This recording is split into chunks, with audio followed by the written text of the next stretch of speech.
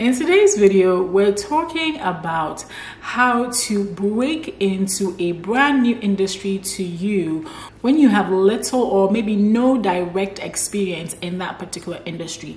And I feel like this is a really important topic for all you PhDs, PharmDs, even I've realized that some MDs watch this channel who may be looking to break into a different area that you've never worked in, but you know you can do the job, okay? Now, if you've watched any of the videos on this channel following my story, I have shared about how I went from being a postdoctoral researcher and then community college professor to being a medical communications professional within biotech. And yes, it did feel as if I was scaling the Kilimanjaro, but it's not impossible. And so in this video, I'm gonna lay down some rules, some tools that you can use to do exactly that, to break into a brand new industry when you don't have a whole lot of experience in that particular industry. So the first thing is that sometimes there is a bit of a need for a mindset shift. When you've worked in a particular realm for a really long time, you've definitely developed behaviors and practices and just ways of doing things and even ways of thinking, right, that are very common on that path. And it may not be that way in that particular industry. So a big example of this is within academia, things move quite slowly. Research moves very slowly. Within industry, it's not like that. It moves very fast, right? And so whereas something may take 2 years or 3 years to finish within academia, sometimes in industry, we're talking about a matter of months, right? So that may be some of the shifts that you need to make mentally. Another mindset shift for me, and I'm calling it a mindset shift because for me, it really was. Some people, when I've described this, have said, I don't think that's a mindset shift, but stick with me, okay? But that shift was really seeing that within academia, right, we're usually measured by our accomplishments. So how many papers you've written, talks you've given, classes you've taught. It's really nice for academic CVs to be long and prolific, right? So when you have a long and prolific publishing record, usually that's a sign within academia that you are successful, that you are productive.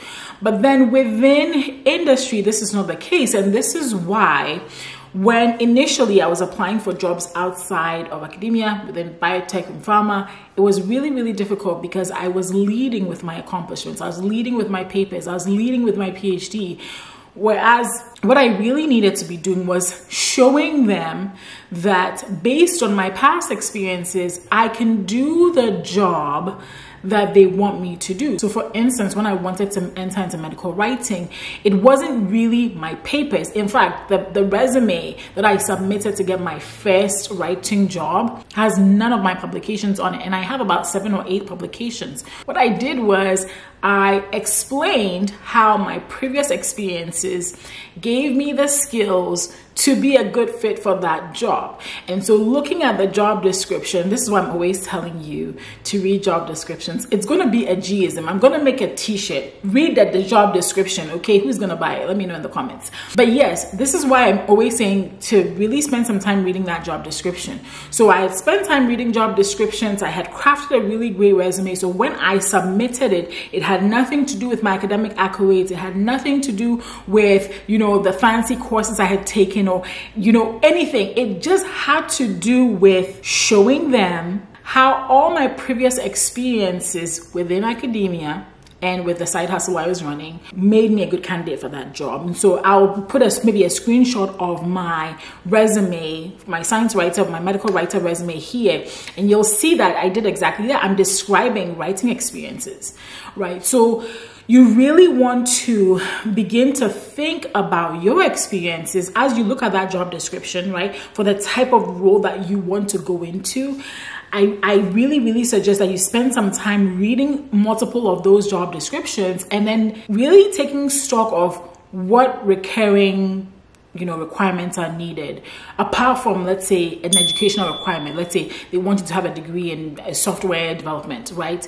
But what else are they asking you to be able to do? The degree is usually one of the last things. What are the practical things they want you to be able to do? And then you're going to take your experiences and frame them in the context of what they are looking for. So this mindset shift and way of writing resumes, okay, I learned it through the school of hard knocks. I don't want you to learn it the hard way. So what I just said kind of melded. I went from mindset shift to melding into my second point, which was really taking stock of your own transferable skills and thinking about how that aligns with what they need with the job. This is crucial. And this is not just going to be important for you as you craft your resume. It's also going to be really important for you as you sit down to interview in front of a panel of interviewers, because if you do it right, if you do the resume right, eventually you will be called for an interview, right? And it's at that point, right, that you really have to sell what it is that you have done. Again, don't think that what worked, and I've told this so many times, don't think that what worked in academia or what worked before is going to work here. You really have to frame everything you talk about in light of what it is that they need. Now, as you make that mindset shift and as you craft that new resume and as you begin to really think about how your transferable skills will fit into the industry, one of the things you want to start doing is scheduling informational interviews. This is a really crucial part of your research process, right? And I've done a video on informational interviews and some of the questions you can ask in informational interviews. You can check that out. But the reason why you want to have informational interviews is because you just want to learn from people what maybe a day in their life looks like, what they think the most challenging part of the job is, what they think they wish they knew when they got started, or any advice they would give to somebody that is coming into the profession. I think anybody will benefit so much from having informational interviews because it gives you first-hand accounts of somebody that's currently working in that role or in that industry that you simply won't get it just by researching job descriptions online, right? Even though that's a really crucial part of this whole puzzle. So start scheduling informational interviews and start talking to people about what it is that they do so that you can learn more. And as you do, you're adding this to your research pile. And based on this, again, you're going to craft that elevator pitch that you're going to use to convince that new industry that yes, you can be there. Because trust me, you can be there.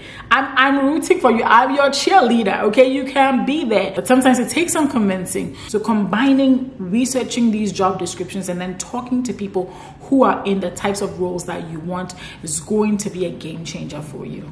Now, sometimes some industries are just really difficult to break into if you have absolutely no demonstrable experience, okay? I know writing can be one of those. So what you really need to do here is to gain some experience or exposure, okay? And this can happen a few ways, all right? You can look at internships. Just the other day on LinkedIn, somebody reached out to me, Joy Gray, actually. She is on LinkedIn.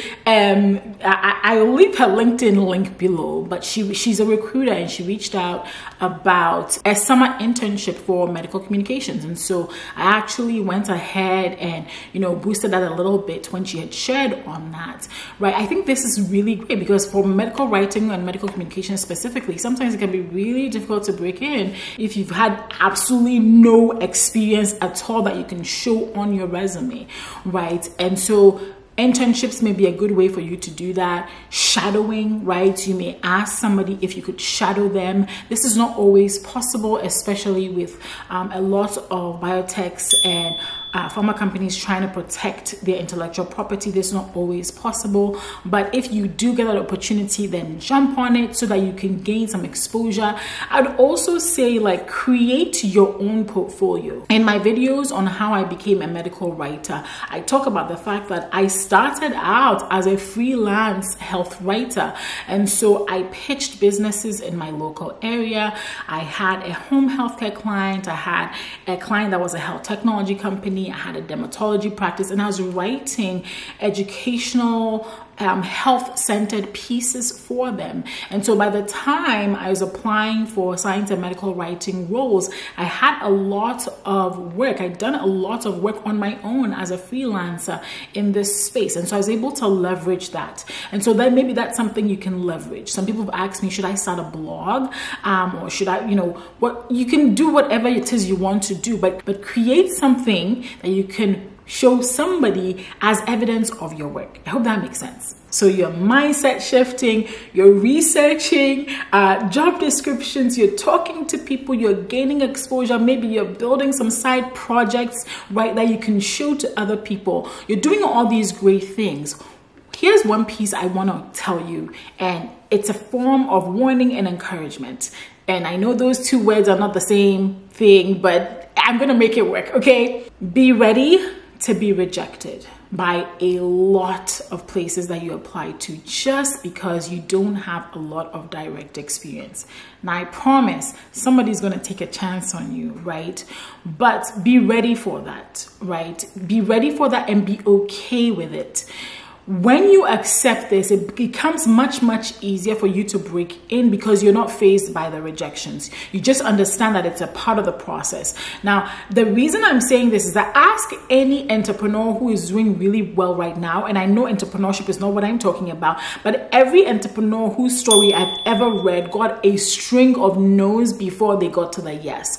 So see the string of no's as just one more no for you to get closer to your yes, okay? And if you are able to begin to think like that, the disappointments will not hit as hard as you expect them to. It'll also hurt a little bit, but they won't hit as hard as they're designed to hit.